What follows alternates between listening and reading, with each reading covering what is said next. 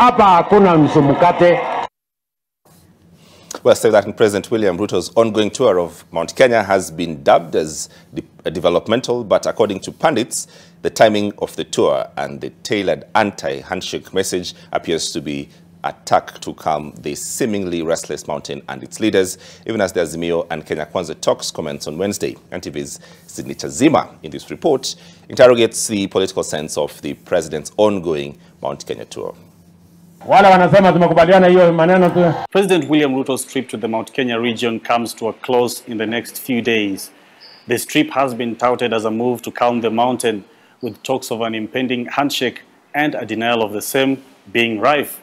With me to put matters into perspective is Professor Peter Kagwanja.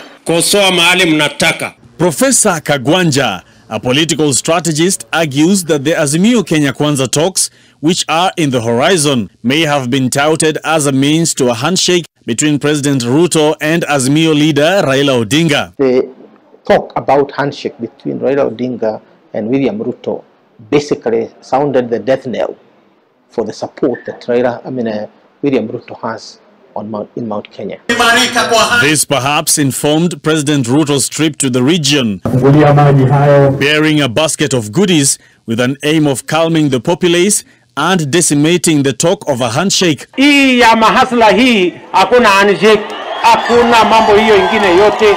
always have to protect your constituency, and Mount Kenya is a key constituency for William Ruto if he's going to be re-elected in 2027. The talk of a handshake has not only phased the Mount Kenya populace, but also its leaders. DP Gachagua has been at the forefront of spreading the anti-handshake message. Na raisi hapa watu hapa Mlima Kenya walikuchagua wewe na wakakupatia kura zao zote.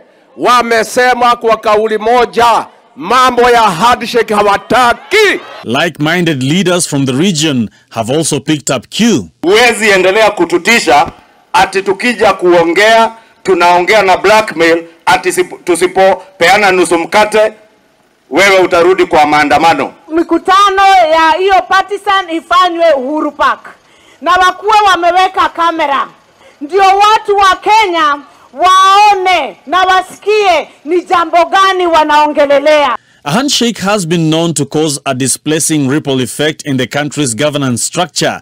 Are Mount Kenya leaders wary of this? The handshake between Raila and Kibaki weakened Kalonzo Musyoka and his team.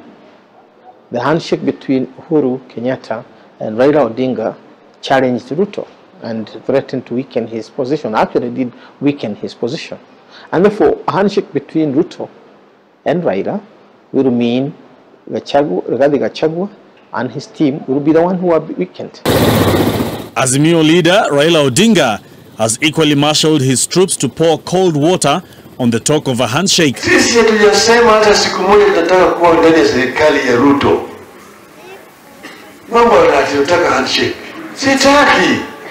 Nitalimu jirani. Sisi hatutafuti mkati nusu kwa sababu hiyo mkati yenu imeoza. But in the planned talks, one of the carrots Ruto has dangled to the opposition is the creation of the office of the official leader of opposition. A position the Azimio coalition is reportedly angling to give Wiper leader Kalonzo Musyoka. You want finally to land somewhere, and where you want to land is an entrenched opposition, where the opposition means that there will be resources for you and the people around you, the shadow cabinet, possibly a secretariat and something else. Even as Azimio denies that it is pushing for a handshake. Wamekubali jana ya kwamba mambo ya handshake hata hawa hawataki, hiyo tumekubaliana. Ruto now looks set to fast-track the creation of the office of the official leader of opposition. On this other end, William Ruto would not want to see that as a sharing of power, which it is, but you are sharing power within the constitution. The president's tour of the Mount Kenya region comes to a close on Wednesday, closing a chapter of what appears to have been a calm the electorate tour, many of whom appeared wary of a repeat handshake, a power-sharing deal that the current regime vehemently opposed, creating a sweeping narrative that catapulted them into power. Sydney Chazima, NTV.